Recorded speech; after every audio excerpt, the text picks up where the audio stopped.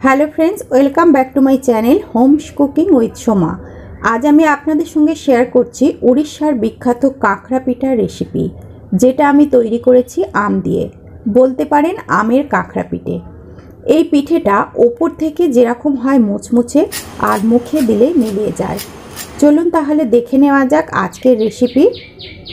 শুরু করলাম আজকের রেসিপি। যেহেতু আমের কাঁকড়া পিঠে, তাই প্রথমেই নিয়ে নিয়েছি একটা মাঝারি সাইজের আমটাকে কেটে নিয়ে এর ভেতর থেকে শাঁসটাকে বের করে একটা মিক্সিং জারের মধ্যে নিয়ে নিচ্ছি। তারপর এটার একটা মিহি পেস্ট তৈরি করে নিলাম। এবার চলে যাব পিঠের পুর তৈরির পদ্ধতিতে।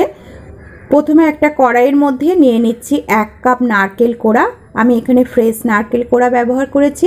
আর তার সাথে দিয়ে দিচ্ছি 1/2 কাপের একটু কম খেজুরের গুড়। এই গুড়টা আমার ডিপ ফ্রিজে সংরক্ষণ করা ছিল, তাই আমি খেজুরের গুড় ব্যবহার করলাম। আপনারা এখানে আখের গুড় বা চিনিও ব্যবহার করতে পারেন।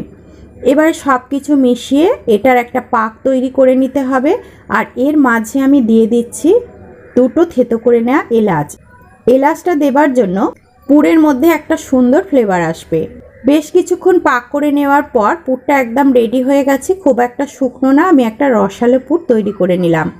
পুরটাকে ঠান্ডা করতে দিয়ে এবারে তৈরি করে নেব পিঠের ডো তৈরি করার জন্য প্রথমে কাপ মেপে প্রায় 1 কাপ মতো আমের পিউরি নিয়ে নিলাম।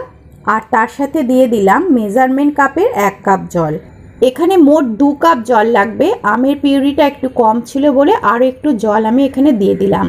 তারপর এর সঙ্গে অ্যাড করলাম 1 চামচ চিনি, স্বাদ অনুযায়ী নুন, আর দিয়ে দিলাম 1 চামচ ঘি। এবারে সব কিছু ভালো করে মিশিয়ে দিয়ে মিশ্রণটা ফুটে ওঠা অবধি অপেক্ষা করতে হবে। মিশ্রণটা ফুটে ওঠার পর গ্যাসের ফ্লেমটাকে লো করে দিলাম। তারপর এখানে নিয়ে নিয়েছি মেজারমেন্ট কাপের 1 কাপ সুজি। এবারে এক হাতে করে সুজিটাকে ঢালতে থাকবো এবং এক হাতে করে নাড়তে থাকবো। সুজি এবং আমের জলটা বেশ ভালো করে মিশে গেছে। আর এইভাবে মেশাতে মেশাতে মিশ্রণটা আস্তে আস্তে শক্ত হতে আরম্ভ করবে। এখন দেখুন বেশ কিছুক্ষণ নাড়াচাড়া করে নেওয়ার পর এটা একটা ডোয়ের আকারে চলে এসেছে।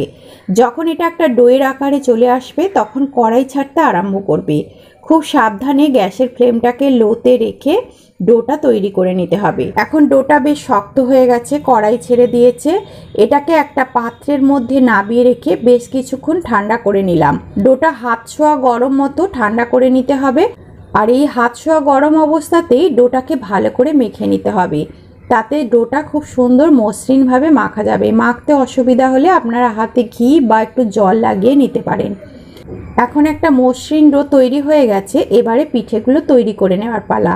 তার জন্য এর মধ্যে থেকে কিছুটা করে অংশ কেটে নিচ্ছি আর তার থেকে একটা বাটির মতো গড়ে নিচ্ছি।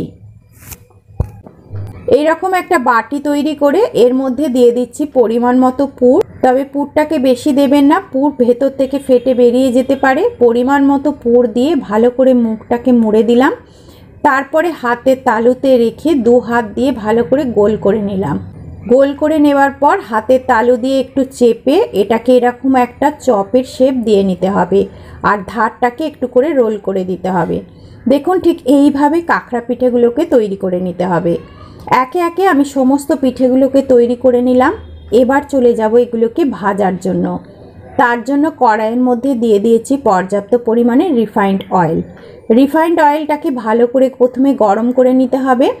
তারপর পিঠেগুলোকে দেওয়ার সময় গ্যাসের ফ্লেমটাকে লো টু মিডিয়ামে রাখতে হবে, যাতে পিঠেগুলো পুড়ে না যায়।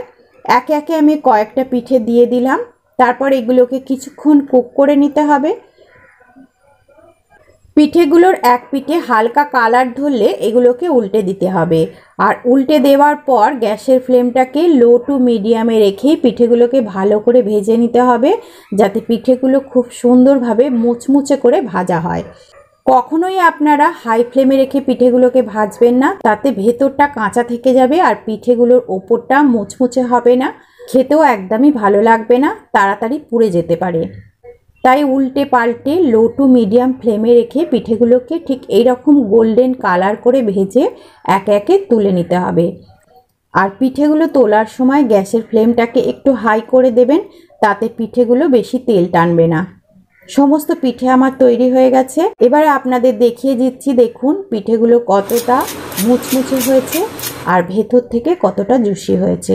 আজকের রেসিপি যদি ভালো লাগে তাহলে অনুরোধ রইল আমার চ্যানেলটিকে সাবস্ক্রাইব করে আমার পাশে থাকার জন্য।